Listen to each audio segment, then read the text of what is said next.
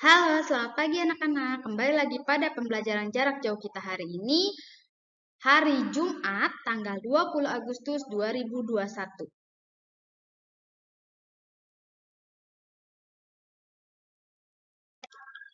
Sebelum kita mulai pembelajaran kita, langkah baiknya kita berdoa terlebih dahulu.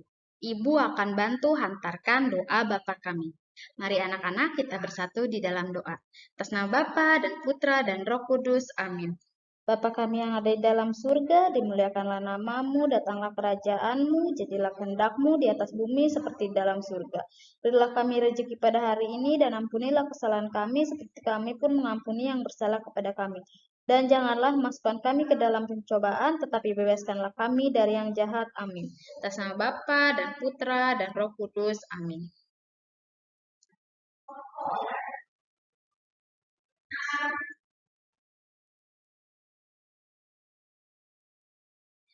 Oke, hari ini kita ada pembelajaran budi pekerti. Hari ini budi pekerti kita sudah masuk ke bab 2, yaitu menghargai keberagaman demi keutuhan Republik Indonesia.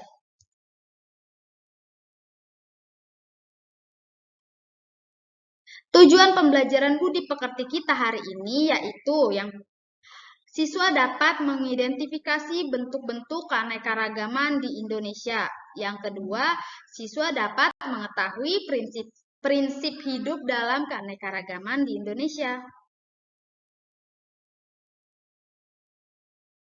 Keanekaragaman di Indonesia. Keanekaragaman berasal dari dua kata, yaitu aneka dan ragam. Indonesia adalah negeri yang multikultur, artinya terdiri dari banyak unsur, baik suku bangsa, bahasa, warna kulit, termasuk juga agama. Adanya suku bangsa, bahasa daerah, dan agama yang berbeda-beda adalah suatu keanekaragaman. Jadi kalau misalnya suku bangsanya banyak, bahasanya banyak, itu termasuk salah satu contoh keanekaragaman.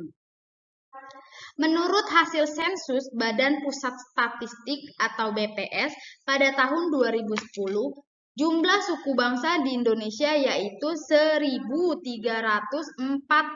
suku bangsa. Wah, banyak sekali ya suku bangsa di negara kita. Kalian udah pada tahu belum? Dalam suku bangsa itu tentu terdapat tradisi yang berbeda-beda seperti tradisi pakaian, tradisi makanan, tradisi seni budaya, dan tradisi lainnya. Misalnya kayak ibu kan orang Sumatera, suku Batak. Nah, pastikan berbeda sama yang suku Jawa kayak gitu. Misalnya di Batak itu terkenal dengan kain ulos, terus tari tortor kayak gitu. Makanannya ada makanan arsi kayak gitu. Nah, kan kalau di Jawa tuh beda lagi, misalnya di Jogja gitu pakaiannya beda, terus ada kayak blanko ya yang buat kepala, terus makanannya ada gudeg kayak gitu. Itu kan berarti udah termasuk beda tradisi antar suku, padahal masih satu negara. Itulah karena kita kaya akan suku, banyak sekali sukunya. Nah, kalau dari segi agama, di Indonesia terdapat 6 agama, yaitu ada Islam, ada Kristen Protestan, ada Kristen Katolik, ada Buddha, Hindu, dan Konghucu. Itu agama-agama yang memang terdaftar resmi di negara.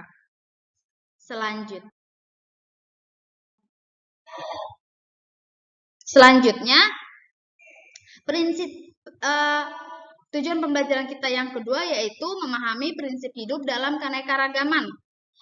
Dalam kita, keanekaragaman yang banyak ini, yang beragam ini, harus mempunyai prinsip-prinsip hidup. Ada 3 prinsip utama yang berkaitan dengan hidup dalam keanekaragaman, yaitu yang pertama, prinsip berbeda itu ya biasa aja gitu, atau plural is usual. Prinsip berbeda itu biasa atau plural is usual, yaitu bahwa kemajemukan adalah hal yang lumrah dan tidak perlu diperdebatkan ataupun dipertentangkan. Tidak ada alasan untuk kita saling bermusuhan hanya karena kita berbeda. Sama seperti misalnya di pembelajaran PKN kalian, itu kan belajar tentang menghargai misalnya perbedaan agama setiap orang, misalnya kayak tidak mengganggu orang yang sedang beribadah. Karena di sini kan banyak banget agama. Nah, itu udah biasa aja, udah hal yang lumrah dan kita nggak perlu bermusuhan cuma karena kamu Kristen, kamu Islam kayak gitu-gitu kan masih banyak yang sering. Nah, kita sebagai manusia yang berpendidikan tidak boleh seperti itu. Harus ya emang udah berbeda di Indonesia atau dimanapun itu pasti kan ada perbedaan. Gak mungkin satu negara semua sama kayak gitu. Terus lanjut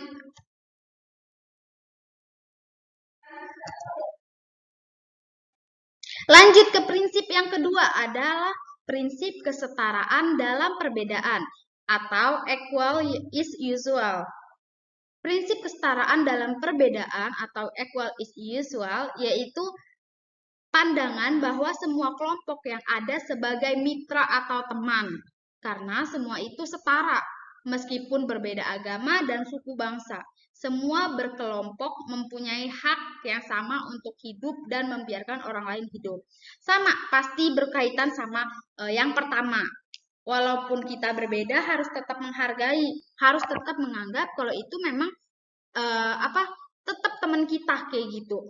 Misalnya si A misalnya dia Kristen atau dia Kristen Jawa, terus yang si B itu Islam Batak. Nah, kayak gitu itu tetap harus temenan, tetap harus menganggap kalau walaupun kita berbeda ya kita tetap berteman, tetap satu Indonesia kayak gitu. Walaupun beda suku, beda agama kayak gitu. Jangan jadi misalnya eh, di sini misal mayoritas Islam, jadi Kristen nggak punya hak, yang punya hak cuma Islam kayak gitu, nggak bisa kayak gitu. Atau misalnya eh, kita nih sekolah Kristen kayak gitu, pasti kan masih ada murid yang Islam kayak gitu.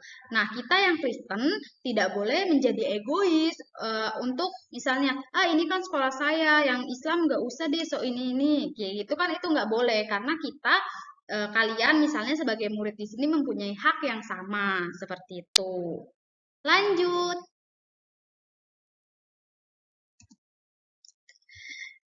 Lanjut ke prinsip yang ketiga, yaitu prinsip sahaja dalam keragaman atau modesty in diversity. Prinsip sahaja dalam keragaman maksudnya sikap moderat atau menengah atau adil yang membuat kita menjadi dewasa dalam berpikir dan bertindak dalam menyikapi keragaman. Misal kayak gini.